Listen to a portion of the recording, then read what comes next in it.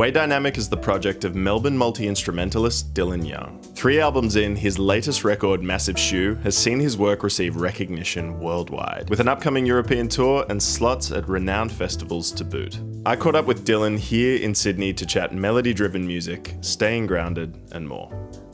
Dylan from Way Dynamic. Hello. Very nice to meet you. You too. For those who are unfamiliar with your work, would you be able to introduce yourself and a little bit of what you do? Hello, I'm Way Dynamic, and I play in a soft rock band. Your music, to me, feels quite singular from a lot of your contemporaries, at least in the Australian scene, in the sense that there's a real emphasis on melody and compositional intricacy, but still very easy listening. That's what I hope for, yeah. How do you go about making an album like that? I will try to bring the songs pretty well-rounded, pretty finished before I start on them in the studio, and that will mean pen to paper.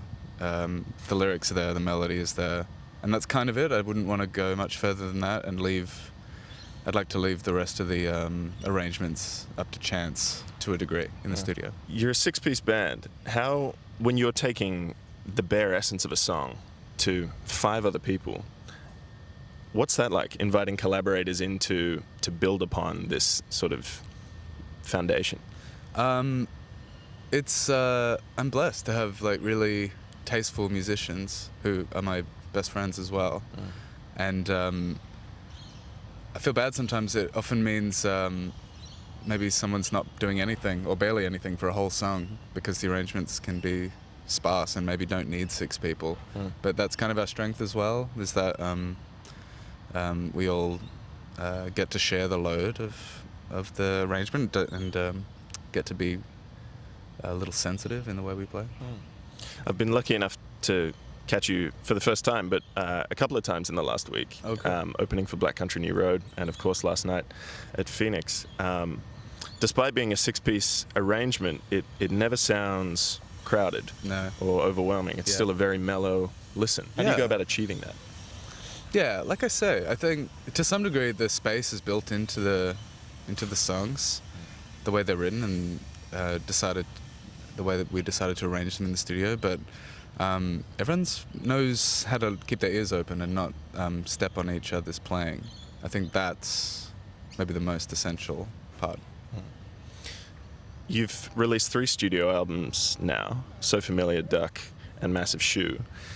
What's the arc been like? I feel like, as somebody who's fairly new to your music, having only discovered it since Massive Shoe came out, it would seem that you've just rocketed in popularity since this record's come out. What's that experience been like? It's flattering and positive, but I guess it's also, there's some luck involved, and it makes me, it comforts me to see that it's kind of just part of a chaotic, silly universe of music loving, and nothing's too important at the same time. But overall, it's just feeling very grateful. What do you think has to align for something like this? You're making really unique, interesting music. Some would consider it obscure, some would consider it really accessible. I'm sure most would consider it really accessible. What has to align to? I think the best thing success there? I've done is get less and less interested in success, strangely, and just kind of getting deeper into satisfying my own artistic process. And then hopefully that makes things that are spontaneous and resonant. You said a second ago that the music is now out of your hands. How's it being received when you're, bringing it into a live setting? You're touring Australia at the moment, or even just in what you hear from fans of your music? Yeah, I think people are seeming to enjoy it in ways that I maybe don't intend them to. We get described in ways that I have never heard before. What are some of those descriptions?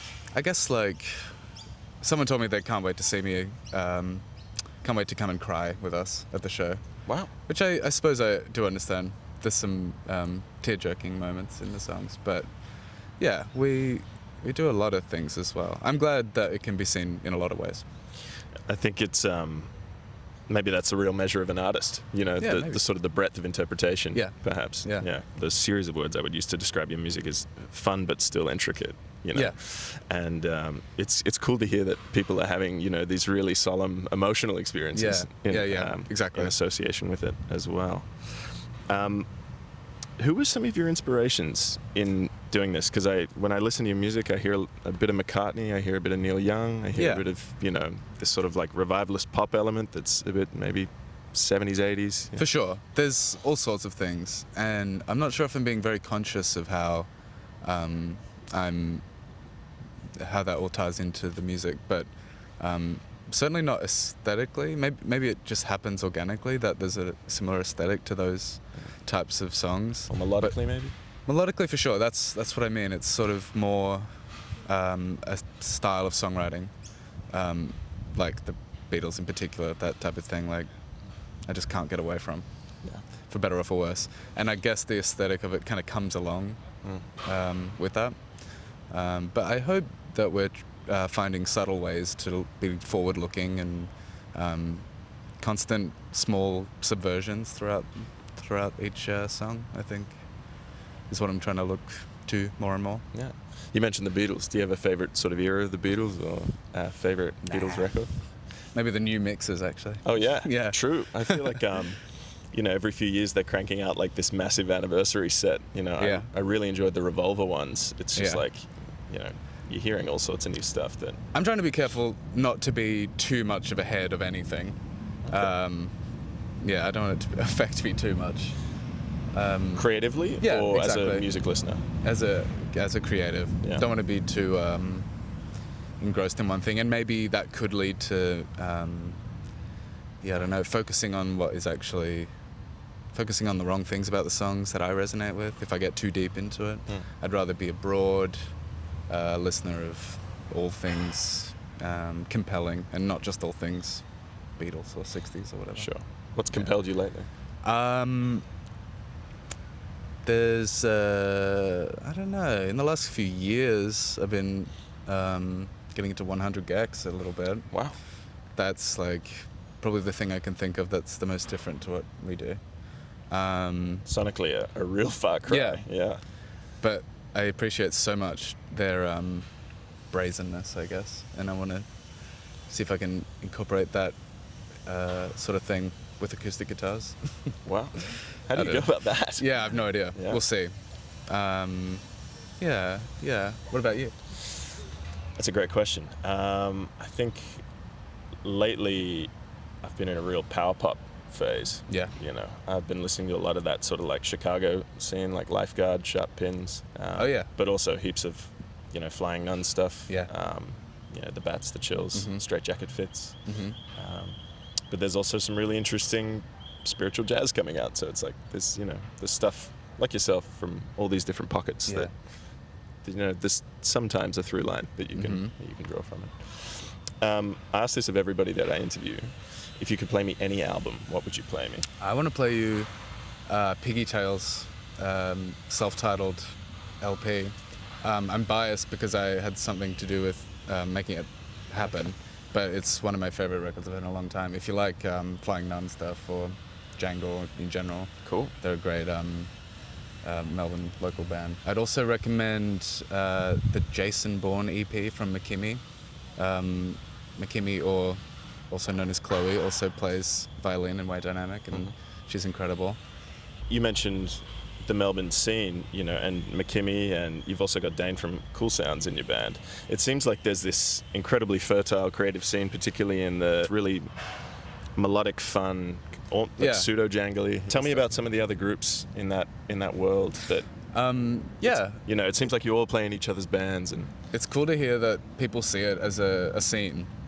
And I suppose it is, but we have just been friends for a long time, and all play in each other's bands. There's McKimmy, Cool Sounds, Snowy Band, many more. And I feel like we egg each other on in the nicest way, and share a lot of stupid jokes. I think we all share a sense of humor in our music, and maybe melody, as you say, as well. And I'm not sure if that was ever... Well, I know it's never been discussed between us, but I guess we all just like similar things, or we've grown together to like similar things. And I suppose in that sense, a rising tide lifts all boats, you know? Mhm. Like, you know, I saw Cool Sounds play at Meredith a couple of years ago, and that was just extraordinary. And that they were sort of my way into this sort of now scene. You Yeah. know? So it's really cool to see broader recognition across that world. Yeah. You know. And one more from me. What's next for you as Way Dynamic? We're gonna do a lot of shows, I hope. Coming to the UK and Europe, hopefully the States, and working on the next record now. Cool. Wow. Really exciting. Thanks so much, Dylan. Thanks, Sam. Great to meet you. You too.